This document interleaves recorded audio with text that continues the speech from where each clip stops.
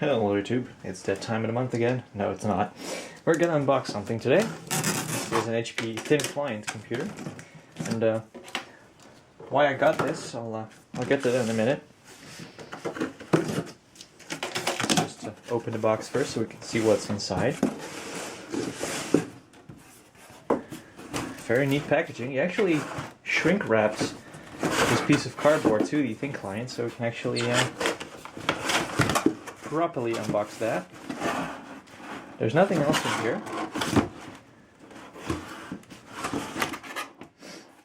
No power adapter or anything. So that's going to be a challenge. Okay. Watch it. Maybe it's in here. Okay, yeah, got it. It's in the other compartment there. It's a high-pro power supply. Just a standard IEC connector. And just the typical barrel. This is not your standard HP barrel connector, so that's actually very nice because I don't have any HP adapters currently. But I'm pretty sure I have one that fits this as well, so if this one ever dies, I can actually replace it without paying any money. So, this thin client cost me the whopping fortune of 10 euros. Again, it's pretty old, but there's not really much of a market for these. But I decided to jump on it for a very good reason. As you know, I have an HP Enterprise server, which is the microserver Gen 8 that I've shown in a couple of videos before. And the thing with that is, the only thing on that server that's actually running 24/7 is a... Let's put that aside. Is a ventrilo server, actually, that I use to communicate with my friends with, so that's the only reason why that thing is actually running 24/7. What I'm going to do is I'm going to turn this HP thin client into a Linux server that I can use to... this thing will run 24/7, and I will run the ventrilo server on here from here on out, and I'm going to see if I can do some other things with it that I can combine it with. So I've got a computer that's pretty much multifunctional. There's one thing you want to look out for with these thin clients though. Not all of them have very standard hardware. This one is pretty standard, has standard AMD CPU. It's actually normal Sempron sockets S1 chip that originally came with this. So you can pretty easily upgrade these, and you can actually put any OS on it that you want to. Given that you have an extra storage medium to install it on, because it only comes with 2 GB of flash on board. These things are meant to run an embedded version of Windows, or Linux if that's more to your liking, and basically connect to a network and work in the cloud. The typical setup is for one of these to run Windows embedded, and then you immediately connect through the remote desktop client or the MSTSC to a cloud server, and you do your work there. Or you connect via a browser and then through RDP and whatever. So they're basically not meant to be used for anything else than that. Which is why they make great servers. If you have a Linux server that doesn't take a whole lot of space, doesn't take a lot of processing power to run, doesn't take a whole lot of RAM to run, it's perfect on one of these. And these consume very little power. So what I know about this is that the previous owner upgraded the CPU to a Turion X2. This originally came with a Sempron single core, so it was upgraded to a dual core CPU. I think the top of the line model actually for the series, or maybe it was a TL60, which is 2 GHz, which is pretty good. And it has a gigabyte of RAM, supposedly. So what I'm going to find out in the meantime is how I can open this up so we can take a look inside, and once I've done that, I'll be right back. Alright, so back to the thin client we can go. Anyways, whoops. That was actually what I was about to show. There's one screw here, and once you remove that you can take this part of the cover off, and you get 2 internal USB ports right there. So you could make this boot from USB and hide it completely from plain sight, which is very nice. If you want to expand the storage, it's usually the only way on a machine like this. And from what I can see, it probably just probably just have to take this one out. All my screwdrivers went haywire around it. I really cannot find them for the life of me. Let's see if this just lifts off or whether I have to do something else. Alright, there we go. Well, that's one step in the right direction. By the way, I found something out. There's actually a little slider here where you can see some additional information. There you go. This was actually made in October of 2009.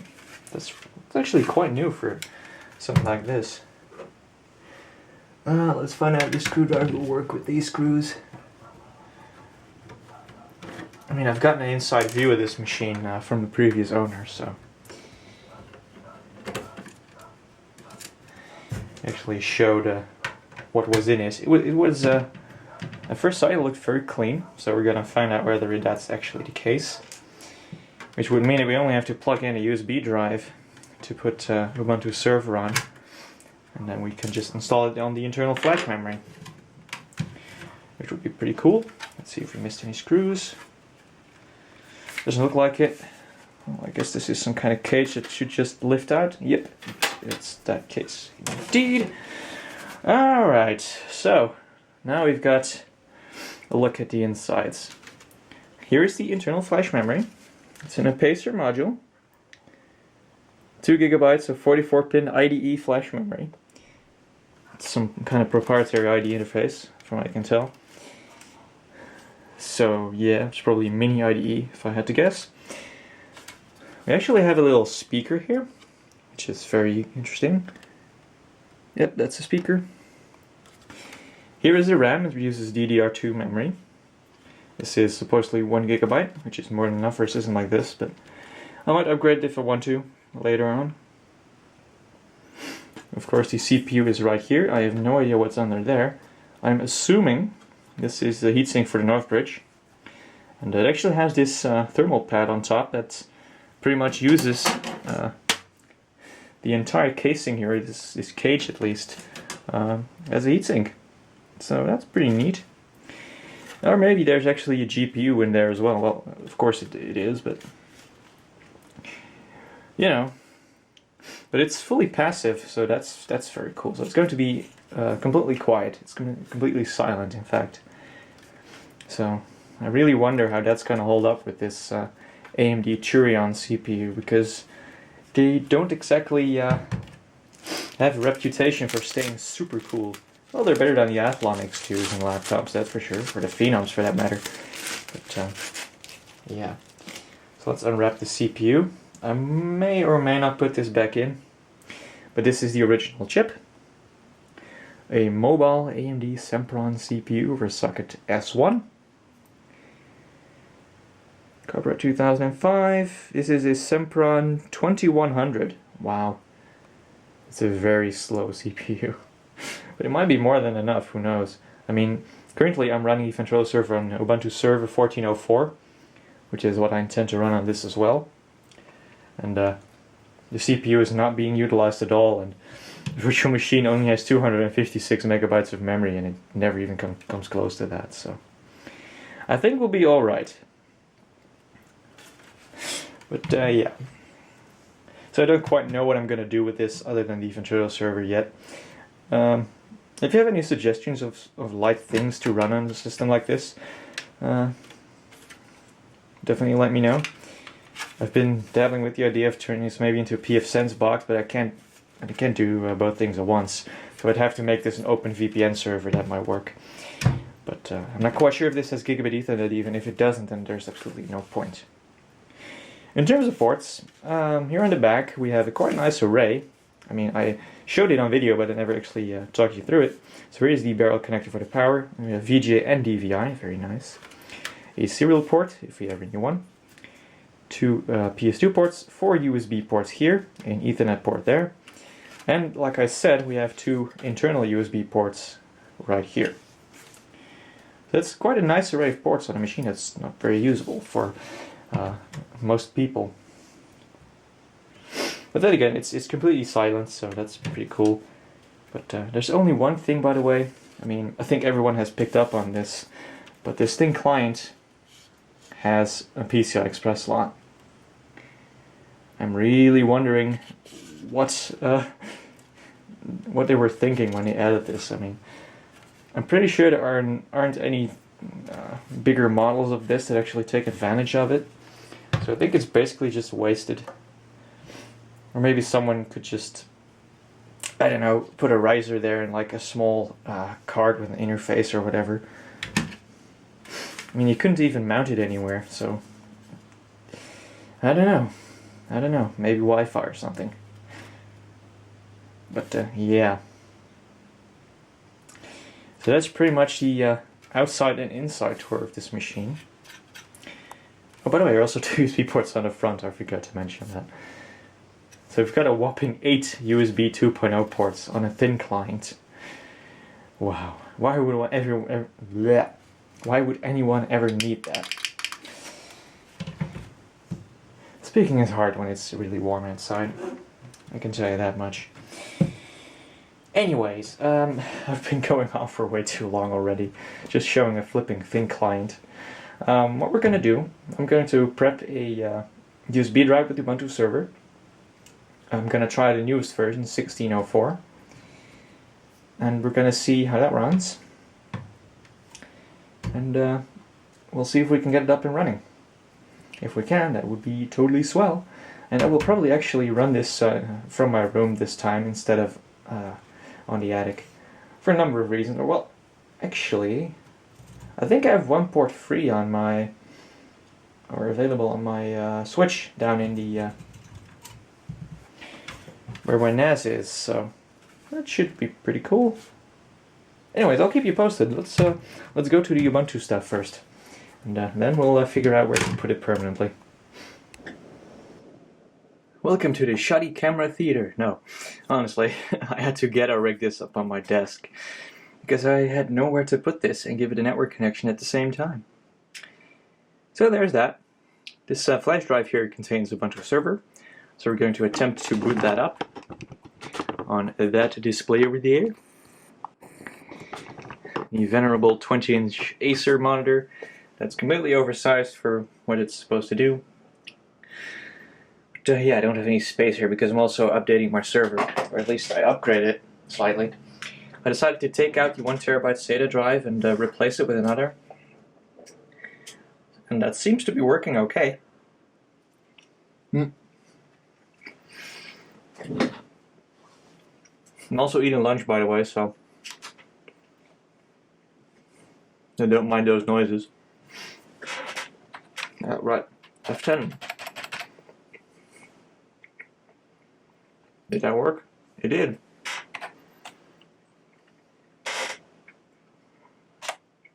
Okay. Well, I was told that this was actually a teardown system, but it's being recognized as a geode. Well, it might as well be a geode, I don't flipping care.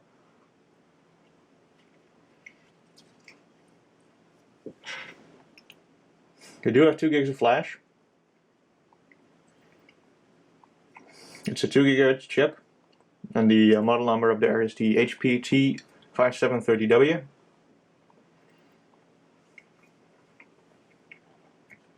And we do have a gig of RAM with some RAM removed, of course. So the IDE primary master is the 2 GB disk.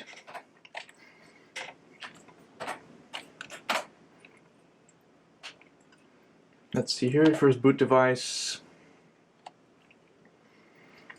USB, flash, and then network. I do have a deployment server for Windows systems, and I might add some other systems later down the road, so booting from a network might become quite useful. Let's enable the F12 network boot. I always like having that. Integrate audio, we can disable that.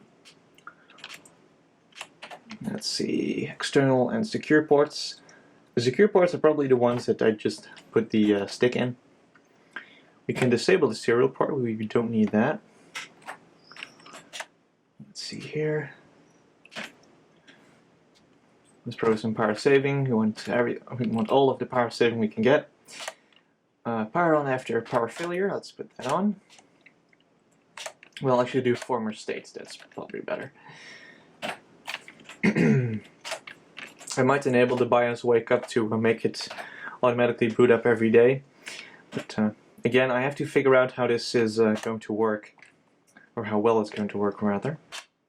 So let's save the settings. Save it to the CMOS. And see if we can boot from the USB stick. Okay, there we go. Let's do English, and let's go for install Ubuntu server. All I care about is whether the CPU works, and the storage works, and the network. That's all we're going to need. It definitely doesn't know what the graphics are on this because it fell back to the other mode, the save mode, text mode, whatever. My brain is really bad today. Anyways, United States layout. No, don't detect. Yeah, it's a US layout. Let's do that. International dead keys. Yep.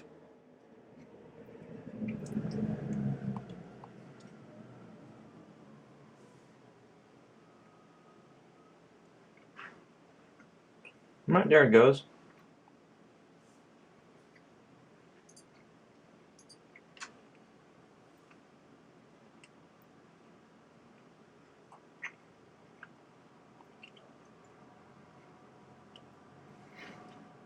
Let's see what kind of options we get so we can see if we can set up a couple things beforehand.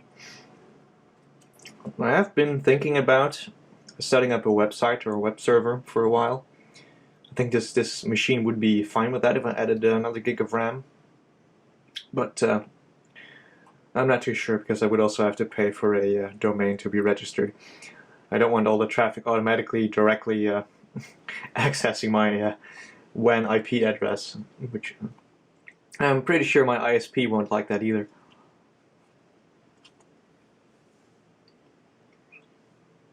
Good luck configuring IPv6. We don't have that here.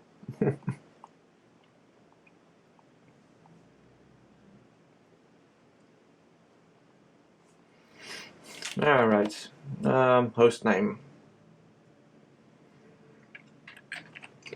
We'll call it HP Thin.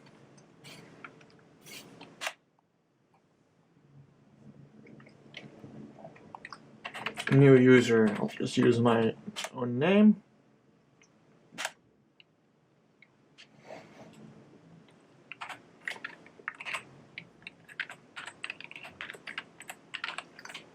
Put in my password.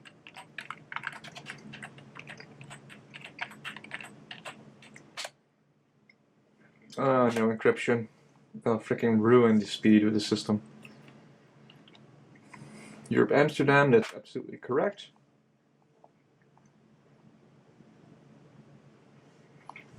And now, in the moment of truth, can we see the IDE flash module?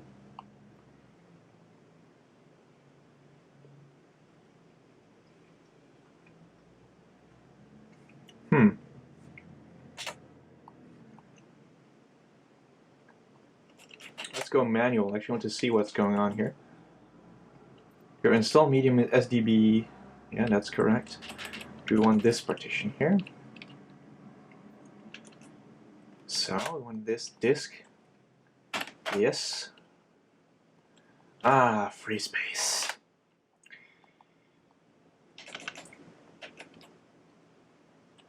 Let's automatically partition it. Let's see what it does. We have a gig of usable space and a gig of swap. Oh dear. Oh dear. Oh dear. Yeah, we're actually going to be doing this manually. I know you need to get a pretty good size of swap space on here, but I really don't feel like doing that. I mean, we only have 2 gigs of space to work with, so...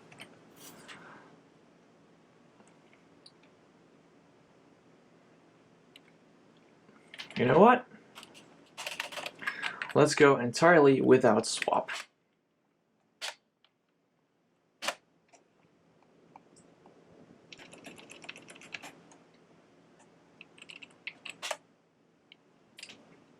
You want this to be bootable. Done.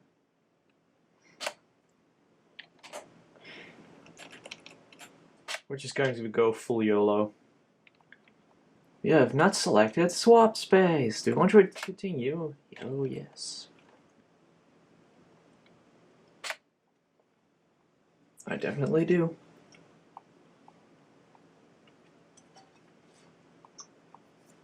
Alright.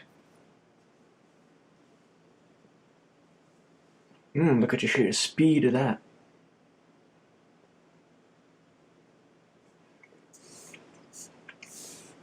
By the way, I'm now feeling the heat on that heat sink that's pretty much contacting the outside of the cage of the thin client. And it's definitely warm. Not as warm as the heat that comes from the heat sink for the CPU. There's a good bit of heat there. But I think because the CPU usage of the server will be pretty low pretty much all the time, that we're probably alright. I'm not going to be stressing it out or anything. So I think we'll be cool.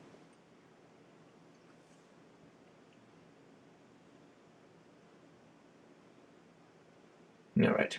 Anyway, I'll stop the camera here so we can let the system do its job. And once we're done, once we're ready for the first boot, I'll come right back. And we're ready for the reboot. Let's do it. And let's actually pull the flash drive out. By the way, it's now really super hot. Wow. It's really quite a toasty machine, so yeah. That CPU really had to work hard there, so.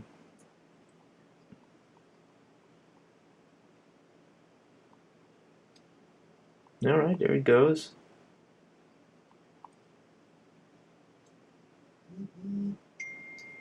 And I've got a message coming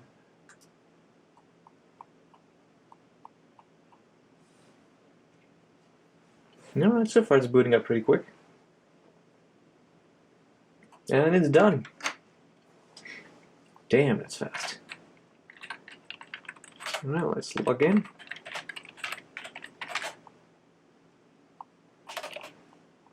Alright. Let's actually go root first. I hate having to type sudo for basically everything. Okay, let's see. Let's update the packages first, or the package list at least.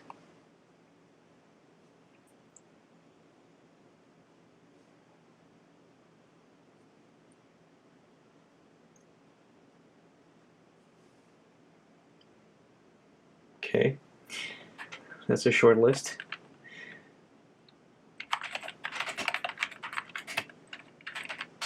Let's install htop so we can monitor the resource usage.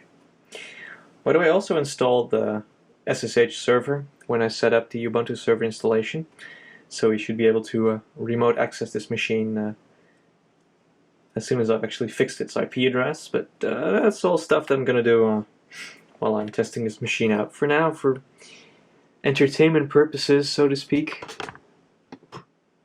I'm not even sure if you can all read all the bullshit I'm typing down there. Anyways, let's run htop so we can see what it's doing. Okay, we do in fact have 2 CPU cores. Let's actually point that out. You can see it up there. The first 2 bars are the CPU cores and the one underneath is memory. Currently we are using 59 out of 968 megs and we don't have swap, so we don't need it either. But it's absolutely doing nothing. 1% CPU usage on each core, pretty much. Ah, very nice. Alright, that's good to know.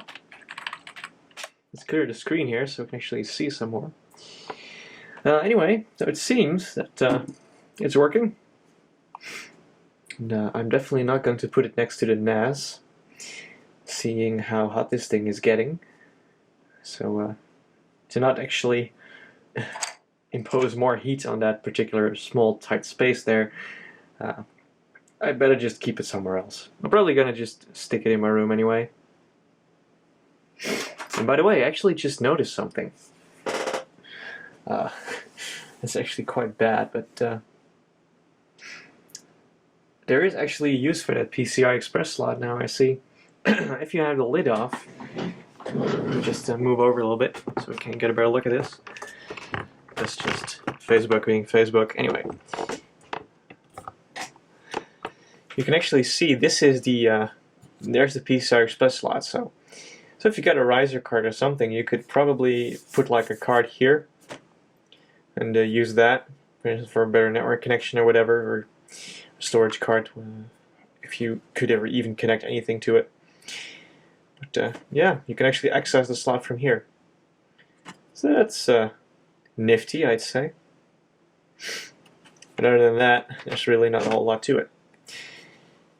So yeah, this pretty much actually concludes the video on the HP Thin Client that we unboxed and decided to slap Ubuntu server on. I'll probably do an update video in a couple weeks to explain how it's holding up and whether I was actually successful in getting it to run anything. If you have any other suggestions on what I could put on this server as well, because it's now sort of a server, like really air quotes server, then feel free to leave a comment or send me an email, whatever you want to do, and we'll see what we can do. Maybe there's a fun project that I could make a fun video for us all to learn a little thing or two. So I hope you'll enjoy this video. I thank you all for watching, and I'll see you guys in the next one.